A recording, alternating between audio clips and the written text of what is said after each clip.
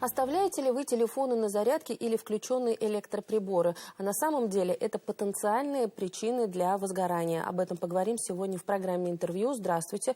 Я представляю гостя в студии. Константин Терещенко, заместитель начальника противопожарной службы Госкомитета Республики Башкортостан по чрезвычайным ситуациям. Константин Геннадьевич, здравствуйте. Здравствуйте.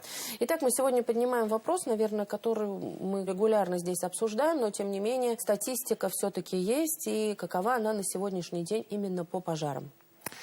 Да, к сожалению, с начала текущего года у нас уже в республике зарегистрировано более 800 техногенных пожаров, при которых, к сожалению, мы потеряли 40 человек, и травмировано у нас более 30. Вместе с тем мы наблюдаем небольшое снижение как по количеству пожаров, так и по количеству погибших людей при них относительно прошлого года, 24-го.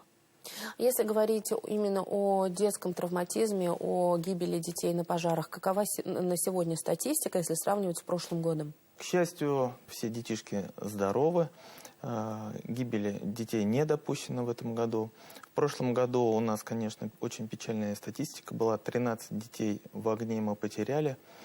Но в этом году мы проводим большую работу, также продолжаем с детьми, проводим с ними занятия, проводим с ними открытые уроки, для того, чтобы у детей уже с малых лет воспитать культуру поведения в быту, выработать правильное действие в случае пожара, как эвакуироваться в случае возникновения пожара.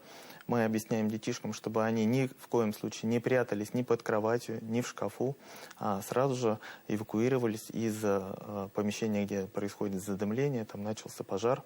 Как правильно пользоваться огнетушителем, и рассказываем про пожарные извещатели.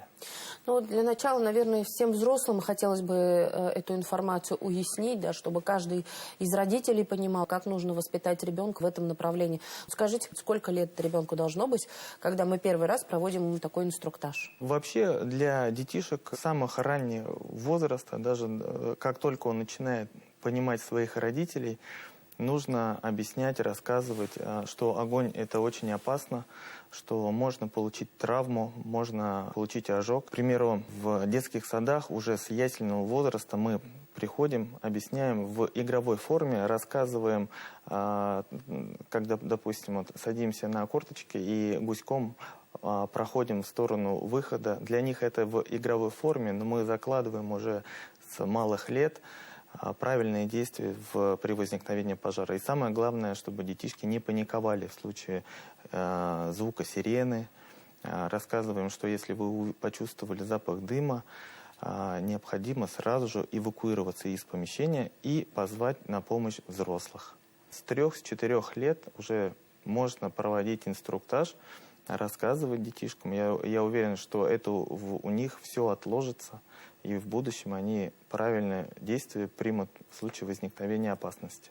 А не проводите статистику, в скольки квартирах, домах есть огнетушители? Мы ежедневно проводим профилактические рейды по пожарной безопасности в жилом секторе, как в квартирах, так и в домах. Статистику мы такую, конечно, не ведем, но, как правило, при каждом посещении мы всегда рекомендуем приобретать огнетушители. Как огнетушители, так и пожарные извещатели. Но хочу сказать, что в частном секторе, конечно, чаще встречаются огнетушители, потому что частный дом, он больше подвержен возникновению огня, потому что там больше опасных факторов, которые могут послужить причиной возникновения пожара.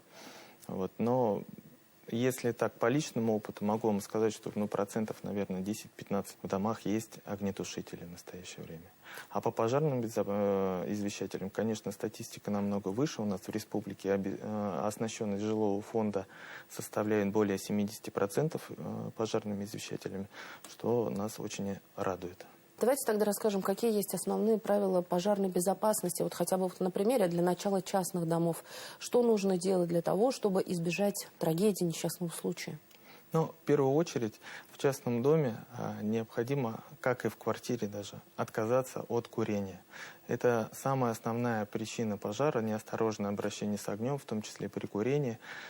Человек курит дома, оставляет непотушенную сигарету, и это способствует возникновению пожара. Это вот первая самая причина, от чего нужно обязательно отказаться. Из года в год мы теряем десятки людей только из-за неосторожного обращения с огнем при курении. Второе – это нарушение правил использования электроприборов, перегрузка электросетей. Что это означает? Когда наступают холода, люди включают электрические обогреватели, порой это кустарного производства, то есть самодельные какие-то обогревательные приборы, которые не имеют системы от перегрева. То есть когда нагревается электрический прибор, если он достигает определенной температуры, у него тумблер, если он отключает его. А в самодельных такого нет. И идет перегрев самого тена, происходит короткое замыкание. Как правило, это в ночное время суток, когда человек в состоянии сна, он не может контролировать свой обогреватель. Ну и печальная статистика говорит о том, что порядка 25% случаев возникновения пожара – это либо проводка, опасные токовые явления, либо это нарушение использования электрических приборов. Поэтому необходимо регулярно проверять на наличие оплавления провода электрических приборов дома, розеток. Ни в коем случае не использовать сетевые удлинители малого сечения. В них включать, как правило, подключают дешевые, покупают сетевые удлинители, в них подключают мощные электрические обогревательные приборы, сечение не выдерживает, как правило, провода прячет под ковер, под палас, потом забывают и на это место ставят, допустим, стул, провод перемыкает, нагревается и происходит оплавление, задымление, и, как правило, человек, находясь в состоянии сна, просто задыхается и не может принять правильных действий по эвакуации и по тушению пожара. Что скажете по эксплуатации печного оборудования? Да, это именно, я сейчас речь говорю, обычные печи, которые есть и в банях, и в некоторых частных домах. Вот какие здесь правила? В первую очередь необходимо регулярно проверять печь на наличие сажи, очищать печь. Необходим притопочный лист. Это перед створкой, куда мы, как правило, подкладываем дрова, потому что угольки какие-то могут выпасть из печи, и из этого может произойти пожар. Также нужно посмотреть трубу, примыкание трубы на коньке, либо на крыше, чтобы не было никаких горючих веществ, материалов, не соприкасалось с самой трубой, потому что это также может являться причиной возникновения пожара. Это основные такие правила. Они такие, казалось бы, элементарные, но почему-то всегда ими пренебрегаешь, потому что, это же с кем угодно случится, только не со мной. Совершенно верно. От пожара никто не застрахован, но для того, чтобы сохранить свое имущество, свое здоровье, необходимо в первую очередь соблюдать вот эти элементарные правила пожарной безопасности. И мы всегда рекомендуем оборудовать свое жилье пожарными извещателями, которые, согласно исследованиям, статистике, как минимум на 50% увеличивает шансы спасти свою жизнь, свое имущество, потому что он при обнаружении задымления издает мощный громкий звуковой сигнал, может разбудить хозяев, соседей.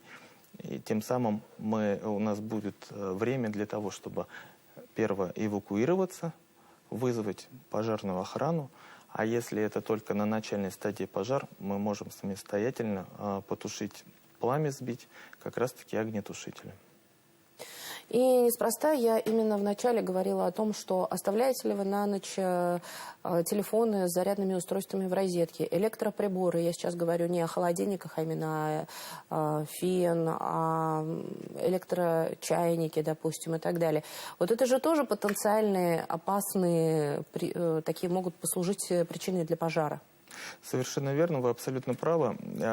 Более того, и сейчас в социальных сетях, и в интернете очень много роликов, где наглядно показывается, когда человек засыпает, как правило, телефон ставит на зарядку, и очень часто сейчас люди прячут под подушку телефон. То есть во время зарядки телефона происходит все равно нагревание, и должно быть проходить вентиляция, да? Телефон там нагревается под подушкой, происходит замыкание. Как правило, люди иногда, экономя на самом зарядном устройстве для телефона, покупают дешевый, у него происходит перегрев и тем самым воспламенение самой аккумуляторной батареи. Поэтому ни в коем случае нельзя на ночь оставлять телефон на зарядке. Всегда нужно контролировать все электрические приборы, включенные в сеть. Это обезопасит как домочадцев, соседей, если мы говорим про многоквартирные дома, потому что в случае возникновения пожара дым может распространиться и на в соседние квартиры и может привести к трагическим последствиям. Константин Геннадьевич, и еще вопрос. Вот вы сейчас сказали о домовых извещателях, которые сейчас для нас уже достаточно не редкость, мы уже привыкли к этому, мы сами их устанавливаем. Но есть еще и современные домовые извещатели с GSM-модулями, правильно? Они пока как пилотные у нас распространяются. Но тем не менее, есть ли возможность воспользоваться ими? Например, вот кто-то захотел его установить. Есть такая возможность? Прошлого года в соответствии с указом главы Республики Башкортостана Ради Фаридовичем Хабировым у нас в республике реализуется пилотный проект в 4 муниципалитетах. Мы устанавливаем эти устройства современные с GSM-сигнализацией. Расскажу вкратце про само устройство в первую очередь. Программируется пожарный извещатель с GSM-модулем. Можно запрограммировать до 6 номеров телефонов, на которые будет в случае возникновения задымления, если он обнаружит пожар, мгновенное СМС-уведомление на все эти абоненты произойдет о том, что произошел пожар и есть сработка.